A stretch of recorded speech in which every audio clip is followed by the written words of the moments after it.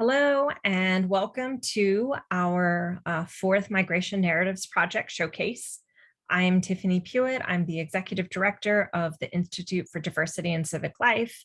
And this evening we have two projects from our Migration Narratives Project cohort that we're going to be highlighting. So we're going to get started with Victoria Ferrell Ortiz. Victoria is a board member of the Dallas Mexican American Historical League, and she's going to tell us about their project, the podcast, the Chronicles of Dallas Barrios. So thanks, Victoria, and we're excited to hear from you. Thank you, Tiffany. Like Tiffany mentioned, my name is Victoria Ferrell Ortiz. I'm a barrio historian of the Cemento Grande and Oak Cliff barrios of Dallas. So I actually connected to the Dallas Mexican American Historical League when I graduated from the University of North Texas in Denton in 2016. I came back to West Dallas, and my neighborhood was being developed, and some like 300 families were being displaced because of their affordable units being brought up to code and their landlord being coerced into selling them. And so it was a lot of different things, a lot of moving parts, and I just felt an onus and responsibility to record the history that I had access to, because I felt how we were already being displaced and erased from my community. And so I sat down with my maternal grandmother, my abuela, and one of the very first things that she said to me was that she was a cementera. And I don't speak Spanish very well, so I had to ask her, what does that mean to you? And she told me, like, our people, your people, are the people of the Trinity Portland Cement Company town known as Cemento Grande. And because the Dallas Mexican American Historical League was the only organization that, one, cared about our history enough to record it, but then also to archive, give exhibits, do organizing work around that work. I was inspired by them truly and decided to become involved.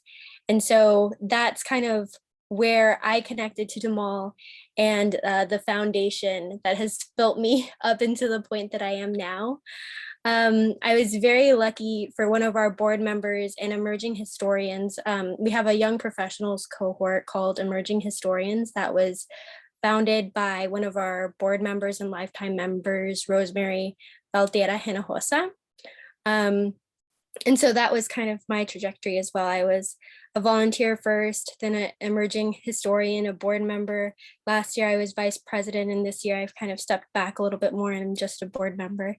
But through that experience, I connected to Jonathan Angulo, who then told us that this was a really great funding opportunity with the Institute for Diversity and Civic Life.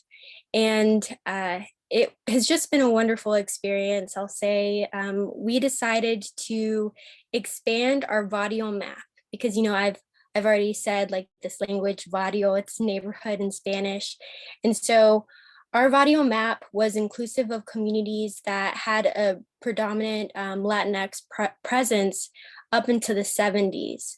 But beyond that point, our map wasn't reflective of that. And Oak Cliff, Pleasant Grove, Old East Dallas, Love Field, these are new barrios that are very much up and thriving right now in the present, but that weren't on our map.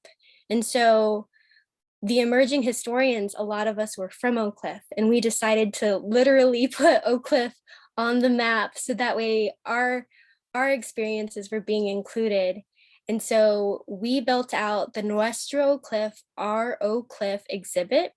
It had a lot of different components, of which one was the Chronicles of Dallas Barrios podcast that we connected to IDCL with this opportunity. And so what the podcast was specifically was one of our EHs, Eric Alonso Salcedo, was a Mexican-American history teacher at Sunset High School, a local Oak Cliff high school.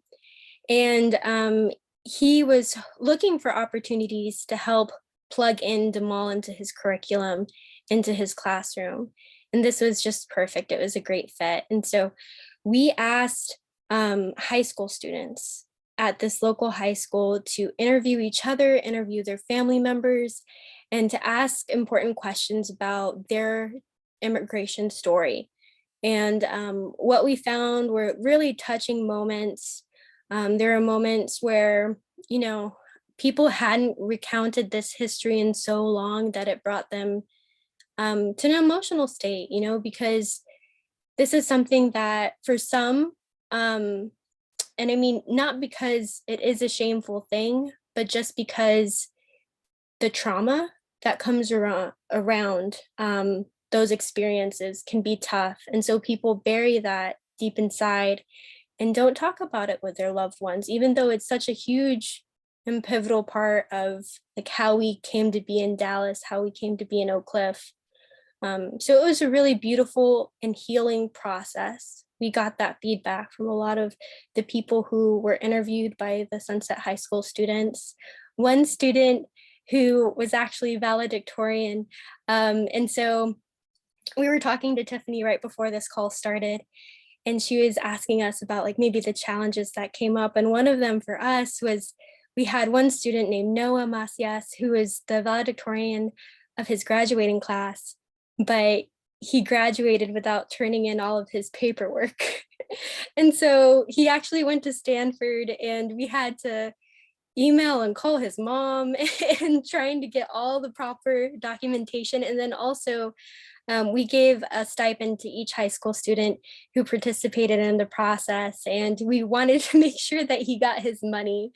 And so it was a lot of fun. It was a very growing experience for me, and I think for our cohort, as well as Eric and the students themselves, because they're also like, they were literally getting paid to be affirmed by their personal history. And how often do you hear that, you know? How often do you have the opportunity to receive a blessing and then also be paid for it because your teacher found this connection? It was just really wonderful. I'll go ahead and share my screen. This is a story map that one of the emerging historian and board members of the mall made for the Nuestro Cliff historical photo exhibit. And you can see like the photo exhibit, speaker series, documentary, and podcast. This is actually my mother and my daughter on Jefferson Boulevard. Jefferson Boulevard is a thoroughway of Oak Cliff and very important to our culture because it's like a quinceañera row. You know, that's where I got my 15 dress, and where many people even travel from other states to come to Oak Cliff to get their dress and all of your party supplies needs. Let's see. Access the exhibit here. I don't know how much of this we'll all like be able to see because sometimes my internet is slow. And of course, it's a lot of pictures. So I think I'll put this in the chat as well, in case you're interested. And this also has links to our podcast as well. So we have our narrative acknowledging Indigenous lands, which is a wonderful opportunity for all of us to learn about. You know, land acknowledgements are becoming more and more common, and we definitely feel like we have more intention to act with when we do that. A tornado came through. Let's see, trying to find ones that like I resonate with personally. These are really cute. Kids are always adorable. So George Lopez is a TV show that you all might have heard of, but Belita Moreno went to Kimball High School, and she played George Lopez's mother on that show, and she's from Oak Cliff. And we have like more history about different restaurant chains. One of them that's really famous here in Dallas is El Phoenix, and it's like Tex-Mex. And that's something that's really interesting, you know, the merging and combination of cultures that happens. And we also have like more contemporary photos. I'm trying to get some. You can see like these are 1982. White flight was something that we also ended up talking about, considering how Oak Cliff in like it used to be a predominantly white neighborhood, but as Black communities got closer to the neighborhood, white flight occurred, and it allowed immigrant communities to come in and really invest and hold down the neighborhood. Despite that, we invested in public education when others didn't want to, and you know, that's really interesting to me as someone who also operates within urban planning spaces, considering redlining and also just how that informs and shapes the world that we all operate within now. There's one book that we spoke about, and we had the author come out and offer a presentation on, and it's a really great book. It's called Barrio America, and it's by A.K. Sandoval Strauss. It's how the Latino immigrant saved the American city, and it follows the case of Oak Cliff and then also Little Mexico in Chicago. I will go ahead.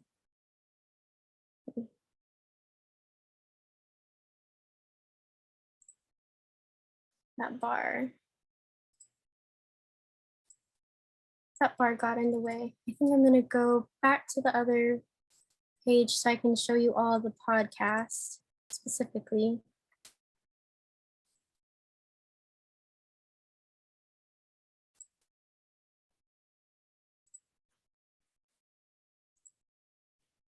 So this is our Chronicles of Dallas Barrios podcast. We had a speaker series where Michael Hinojosa, who is he's still currently the DISD superintendent, but is transitioning out of the role. We interviewed him, Andrew Sandoval Strauss, the author of Barrio America that I just mentioned, Yolanda Alameda, Juan Contreras, and Giovanni Valderas, who are community advocates here in Oak Cliff. And they talked about community organizing. Sandra Avalos, she's also an organizer, and she talked about her story coming to Oak Cliff. Jonathan Angulo, who's one of our EHs and also board member. He's actually the person that connected us to this funding opportunity, and so I'm really grateful for him. Jody Voice Yellowfish, who is an American Indian woman and wonderful. She is actually serving as an arts commissioner for the Arts and Culture Advisory Commission of the City of Dallas. Noah Macias, who is that valedictorian who went on to Stanford that we had to show up to his house to get him his check. Olympia Godoy, another Sunset High School student. And then our introduction, which is a conversation between professor, teacher Eric Alonso and his students. And I'll stop sharing. Overall, it was a wonderful experience, and I'm really grateful to have been able to participate in it, and then also the cohort that came along with it, because it really helped me shape and move forward some of the ideas that I was working through.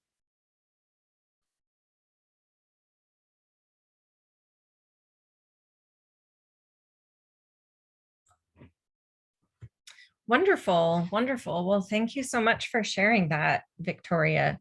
I'm also just so impressed with all the work that that you all have been able to do. Does anyone have any questions for Victoria before we move over to hear from Georgina?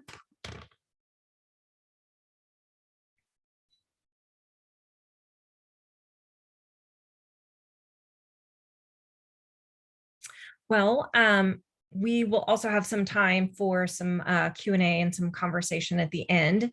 So I think now we'll move over, and I will introduce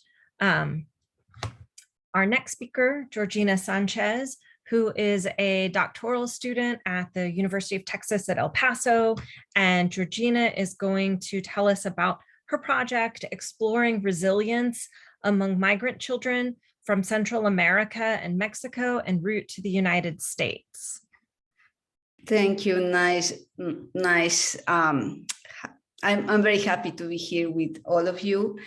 And may I share the screen, please? Oh, yeah, I see that now. Thank you, Tiffany. Well, I'm just gonna go ahead and start.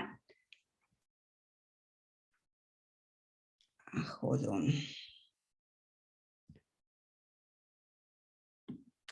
I don't know how.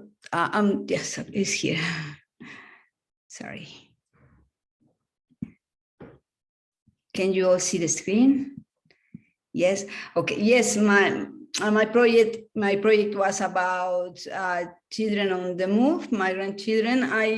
Now I'm making that distinction because some people get confused when we talk about migrant children. They think they are already immigrate to the United States, but in this project we focused on children on the move that hasn't arrived to the United States, and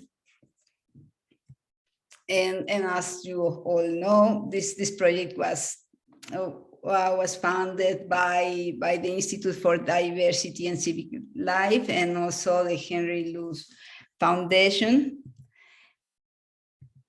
And the inequality, poverty, violence, natural disasters, and corruption are from Mexico and the Northern Triangle countries have been the factors driving of the region's most vulnerable inhabitants.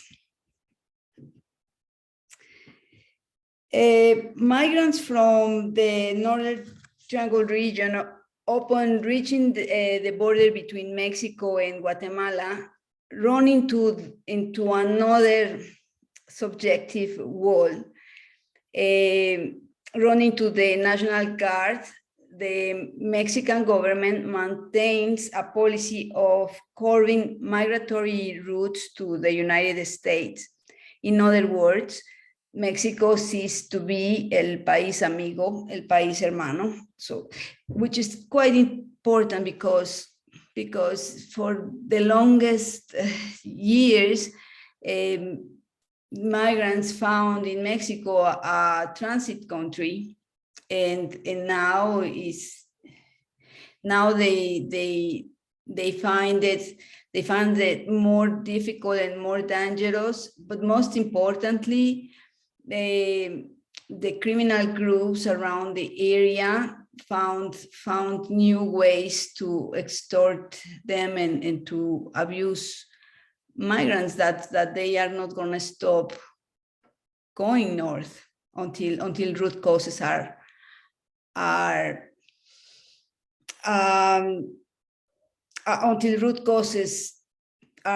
addressed. During the journey through Mexico to reach the border with the United States, migrants are exposed to different forms of violence, such as xenophobia, abuse by the security forces, and of course, becoming easy prey for criminals, trafficking and even death, to name a few extremes of violence, is what migrants have to face. The case of children on the move is part of the so-called mixed migration flows that include those seeking asylum, refugees, victims of traffic, and other individuals in contexts of vulnerability.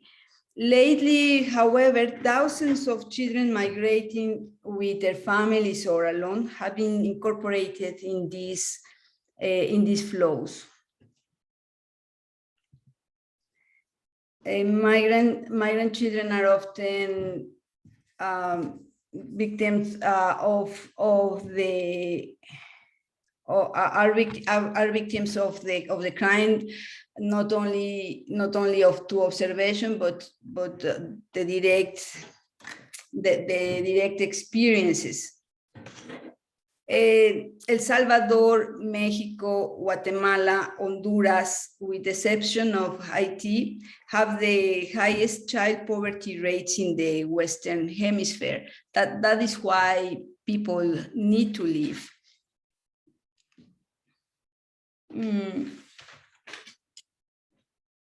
Excuse me. In 2019, the Mexican migration authorities registered over 50,002 children from Central America and Mexico migrating en route to the United States. And they identified more than 30,000 of them that were under the age of 11. But as you know, most of these people travel without proper documentation. So really the data is just an approximation. That number can be a lot more bigger. And of course, in the context of the COVID-19 pandemic, and I wrote COVID-19 because it's not just any pandemic. The number of children passing through Mexico en route to the United States, according to UNICEF, increased 9-fold. And we conducted this research at 2 strategic points in Tapachula, which is a port of entry to Mexico, where the immigration agency that agents transit permits is located, and in Ciudad Juárez, situated on the border between Mexico and the US, which is the second busiest port of entry to the United States, but is the most important port of entry for pedestrians. And another particularity is that just recently, just the last month, is not anymore Tapachula the port of entry, because now the migrants have to go all the way to another port in the same Chiapas, but it's right on top of the mountains, which make San Cristobal de las Casas, which make it for them a lot more difficult to continue the journey. Recovering the voices of 76 children, ages 8 to 12, from a qualitative approach with psychosocial perspective. And I'm saying psychosocial because we cannot understand a person without understanding their context. We learn about their experiences, perceptions, and interpretations about the conditions of vulnerability in their home countries and during their migratory route.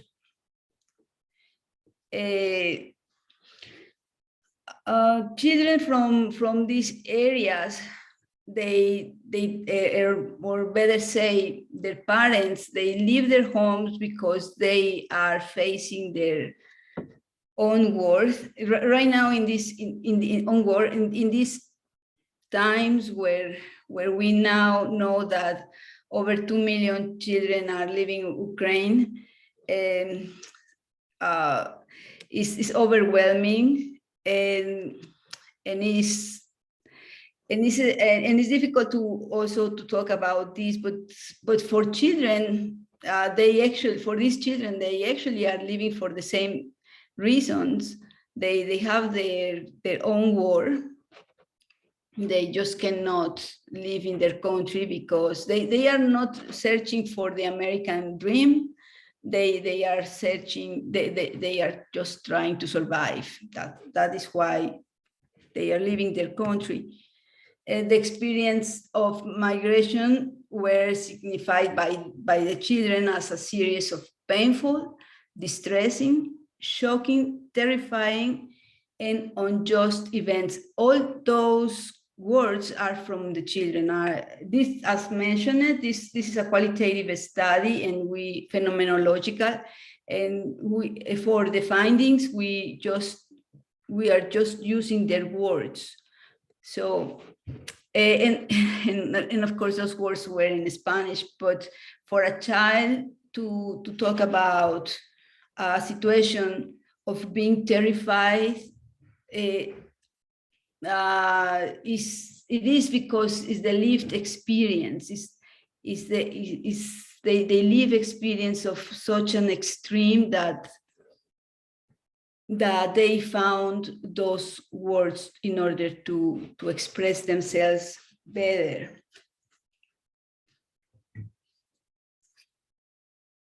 Excuse me.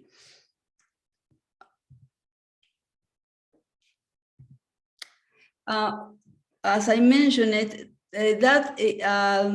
the children are different than adults when they express trauma.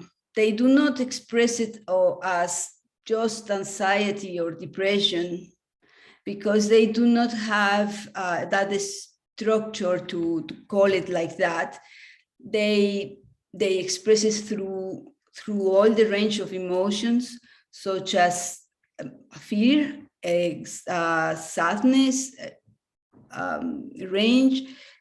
This is desperation, frustration, and all sorts of emotions that their nervous system are not mature enough to handle it. Therefore, such migration experience have a severe impact on their well-being and in their developmental milestone, and of course the psychological health. The thing is that, as I mentioned it, the price they have to pay for these circumstances are potentially higher than adults, because the hypothalamus reduces their activity. The neurons in the hypothalamus reduces their activity and also reduces the activity of the amygdala. What that means is the amygdala cannot be mature enough. For that reason, infers in the traumatic memory, which means that also the cognitive level is damaged, such as learning and memory. And in fact, the brain, the skull doesn't develop properly. Although some children are negatively affected by trauma, some of them show remarkable resilience. And that is the most, to me, that's the most frustrating part, because children who are leaving their country are children that has been nurtured with their social capital, with their community, with their family, with the peers, and that is why, I mean, they are the most healthy children you can imagine, and that is why they can put off with this difficult, this dangerous growth, this dangerous journey. And what we found is that children resort adversity with basically play, which is quite interesting because it's what really put them in balance, and family, faith, and of course social support. But one pertinent question is, for how long, how much longer will these resilient resources last? All I want to say is that these children are coming with such good resilient resources, such they've been breastfeeded, they've been took care of their family, of the mothers. I found also very good attachment with basically their mothers. So that make a person very that is the that is mental health, because I found that resilience and mental health is almost the same construct. So what I'm trying to say is that these children are very healthy in all senses, but their conditions in their countries of corruption and violence, basically, mostly, and also the transit through Mexico is really endangering their well-being and potentially their endangering to reach their milestone. The unnecessary suffering of children on the move will be resolved when root causes, as we mentioned it, in their home countries will not force them to leave, and when there are viable options for them to migrate. And the policies of in both countries must recognize them as children with full rights of expression and social status. And that is very important because we all see children like Jean Bordeaux says, like defective adults or adults to be, and no, they are children and they have very unique needs, and we have to respect them. And by the way, with this study, we also found the sophistication of their thought, which is a lot more sophisticated than many of us recognize how it is, because they see the experience from a complete different perspective from adults and from their parents. And we have to not only recognize it, but first we have to recognize it, and then we have to advocate it, not only in its discourse, but also in upholding their human rights. But before advocate, we have to talk in terms of human rights, so we can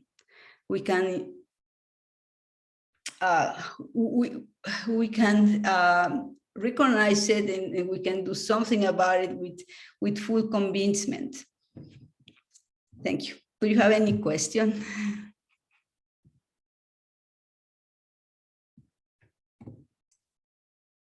I have questions. Wow, that was profound. Thank you. I was just thinking about, I grew up in West Dallas, and there's a lot of industrial zoning nearby, and very close to residential neighborhoods. And so something I talk about a lot is how that can impact a child's development. I wonder if maybe environmental factors such as pollution was anything that you might have seen as a theme in your research. And also, we'd just love to hear you talk more about the development that might be happening, for instance, in a 4-year-old's emotional being and like mind. I have a 4-year-old, and so I love learning about what's happening within and outside of her. Yes, when I talk about this, when I just cannot hold it anymore, because it's what you call vicarious trauma. And about what you said about xenophobia, and although they come from a country where violence is in all, they suffer violence. They suffer violence from the environmental calamities, or from the Mara Salvatrucha, or from other criminal groups. but they haven't taught that suffering violence from inequality, from social situation, as you mentioned it, exclusion. But they suffer that violence as soon as they start the transit. As soon as they go, it's in the moment, that is the emotional impact. It's in the moment they leave their community. And that's the part that I just, because that's something that they didn't have. They have a lot of they were hungry. They were in a lot of danger, but at the very least, their spirit was kind of intact. But when they leave their country, then they realize that they are less than of human beings, that they are not worth, and that it was super, super sad for me. I don't know if I'm answering your question.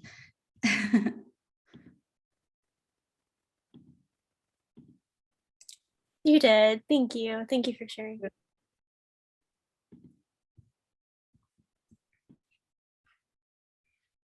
Georgina, I remember a conversation that you and I had, previously, where you described that many of the migrant children and their families that you talked to, or also Indigenous people. Could you say more about how, as Indigenous people, like how they're, well, both as Indigenous people, how they that may make them possibly more marginalized in their home countries, and then also, what that means for them, as they're trying to come to the United States? Do they have, parts of their Indigenous cultures that they're able to try to retain? Does it create more barriers for them? I mean, I'd love to hear you just talk more about that aspect. Definitely, the Indigenous people are the ones who suffer the most discrimination and the most, and they have less resources because they mostly live because they do not have what to eat. They are hungry. And therefore when they travel, they just go with a very few money. So that put them in harm's way because they don't have anything to offer in exchange. And also they come from distant towns, particularly towns from the mountain where they suffer.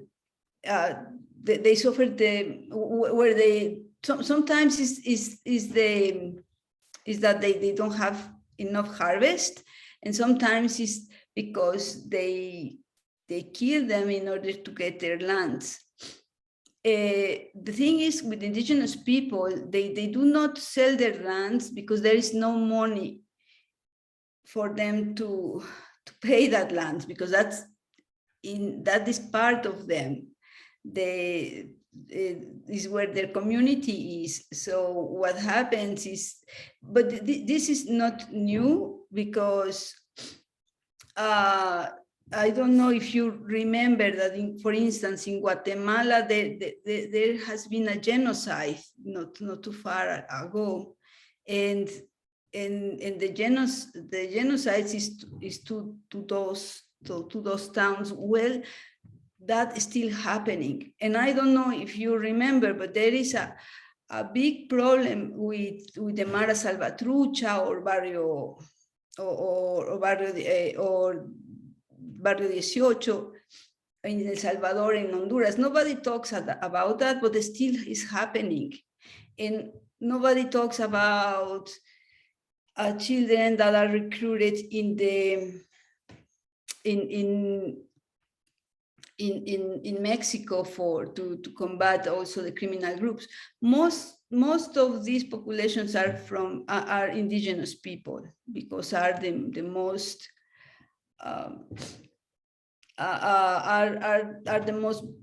are the ones in most vulnerable conditions. And the World Bank just gave another number. When I was doing the investigation in 2020, for instance, Guatemala had the 67% of their children were living in poverty. Now is the 80% of the children in Guatemala living in poverty. Answering your question, the 65% of that 80% are indigenous children.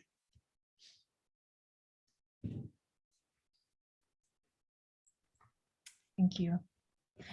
Would anyone else like to ask any questions?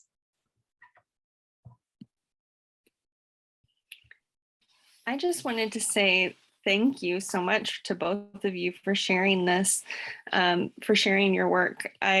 With Georgina, I feel like one of the things that's really resonating with me, particularly right now, is just, I mean, the simple comparison that you made to Ukraine, right? And how there's such this outpouring right now for refugees there, but these are much longer ongoing struggles for migrants, right? That are, for many of us, you know, with Texas families or living in Texas ourselves, right? It's coming to our back doors in lots of ways.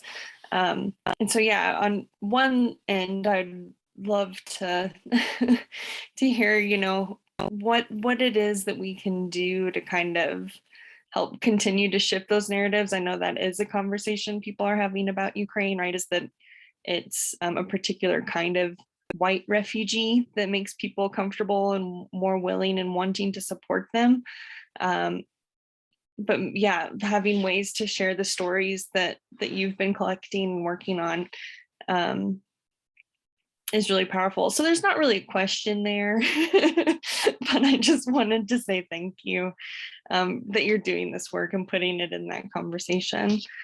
And then Victoria as well. I'm a Northeast Texas girl, but my aunt lives in Garland and has lived in Garland my whole life. And I'm excited to see your documentary and to learn about your project too, because it's such as somebody who comes, even I feel like I'm a country girl, right? I don't come from Dallas, but I'm like the girl that comes to Dallas from the outside, from the country or whatever.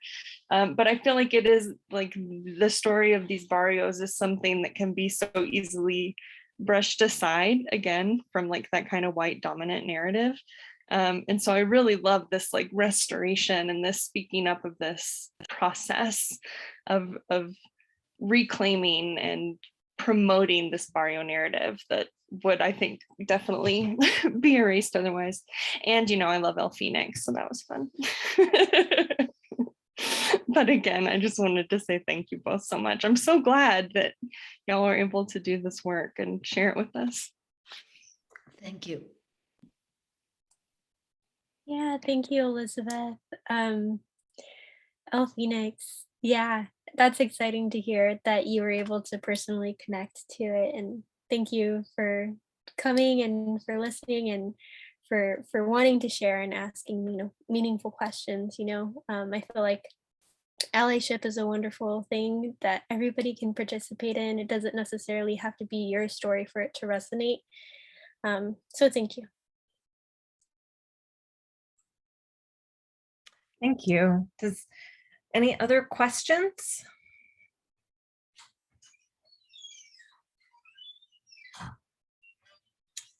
Well, one last question. We have about 10 minutes left. So before we wrap up, Georgina and Victoria, would you like to just share something that came up in the course of your project that was, you know, most surprising or impactful, or maybe unexpected, that the thing that you didn't expect to have happen, and that once you kind of found this, it was really sort of shifted the way that you thought about things, if there's anything like that?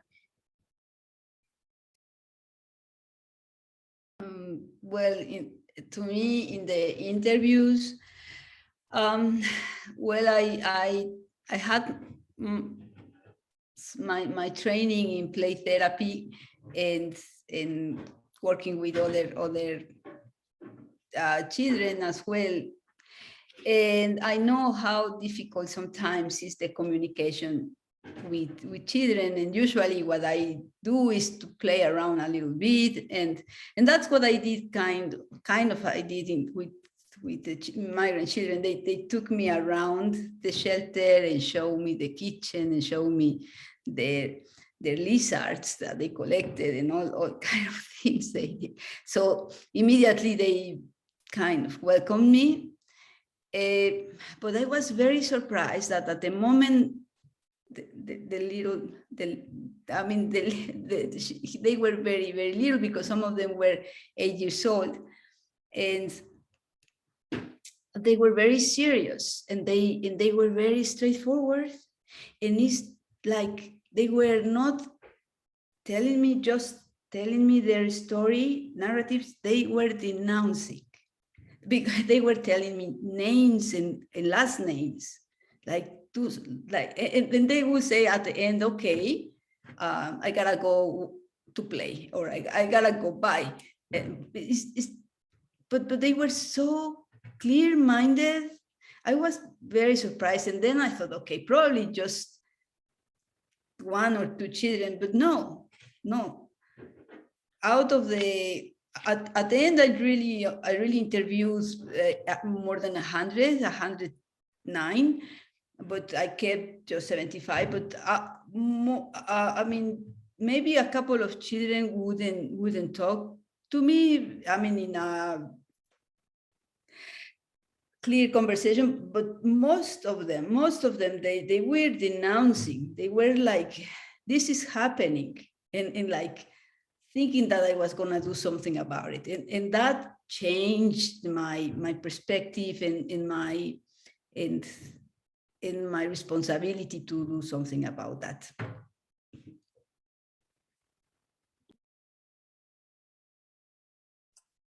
Well, I'm going to share a response that we received from the Nuestro Cliff documentary, and I'll read that also. This was from a viewer named Paulina Lopez. I just finished watching the Nuestro Cliff. Wow, there is so much to cover in such a short time, and I thought it did a great job of balancing broad local history with personal stories. The multi-generational stories woven throughout the film were especially compelling. Ending the film with a call to action for people with different relationships to Oak Cliff was powerful. I appreciated you all calling out the city's WOCAP as one example of something in real life to be aware of. The film has given me a lot to think about as someone who moved to Oak Cliff without having grown up here. So much of what folks in the film described about this community is precisely why I wanted to raise my family here. But I'm having to reconcile my own desire to put down roots with the mass displacement that has pushed people out of their childhood homes.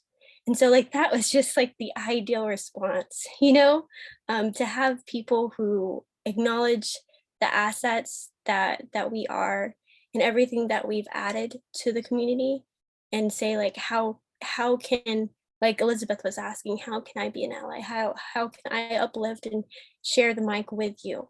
And so WOCAP is the West Oak Cliff Area Plan. It's a part of a comprehensive land use policy that Dallas is pushing forward right now. And it hasn't been entirely inclusive. Materials haven't been translated into Spanish. And so this has been a wonderful opportunity for us to use our voices to push out all of our contributions in history while we're still here.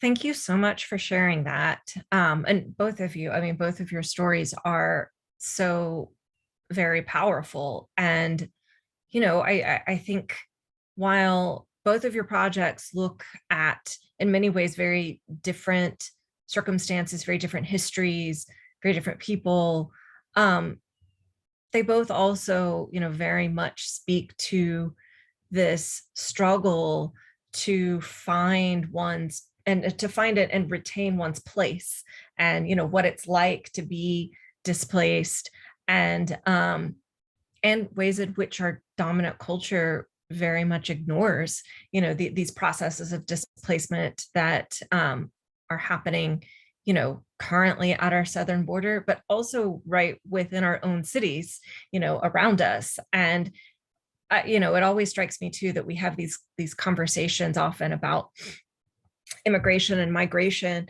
as if it's something that's happening, like over there, or people coming from some other place, and that we don't see those threads to us, that so many migrants also have family and historic connections here, that so many of us were once, our families were once migrants, but then even, those who come and settle here still find themselves regularly displaced and, trying to make claims for belonging and connect to their homes.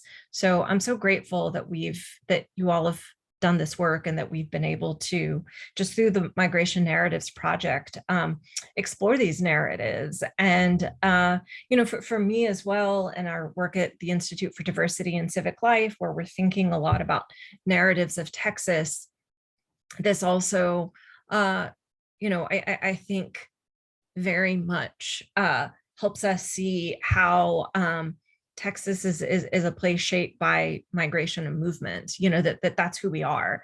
And that's a really important part of understanding, the story of Texas and the story of us. And unfortunately, too often an overlooked part, too many people want to create this narrative as if like some Texans have been here forever and have never moved, and then others are the ones that end up kind of migrating, which of course is a fiction.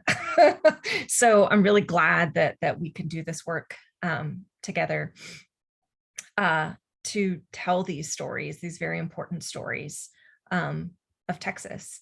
So thank you all so much for sharing your research, for your podcast series and your film, Victoria, Georgina, for your work with children and sharing your research. And also we should mention as well that you also created a short film as well that can be found in the story map of the Migration Narratives Project. So with that said, can I just say thank you ahead. very much. I really appreciate hearing from both of you today. It was just fabulous work. Thank you, Mary. And thank you for the work that you've done as well in the Migration Narratives Project, Mary. Yes, and thank you to you, Tiffany, and your agent, the institution, because without it, we wouldn't have been able to do this job. We appreciate it. Oh, well. We do. Thank you. No, well, thank you. Yeah, we're just grateful to be able to work with you. Well, thanks again for joining us. And I think we will end with this. So thanks, everyone, and have a wonderful night. You too. Thank you for attending. Bye-bye.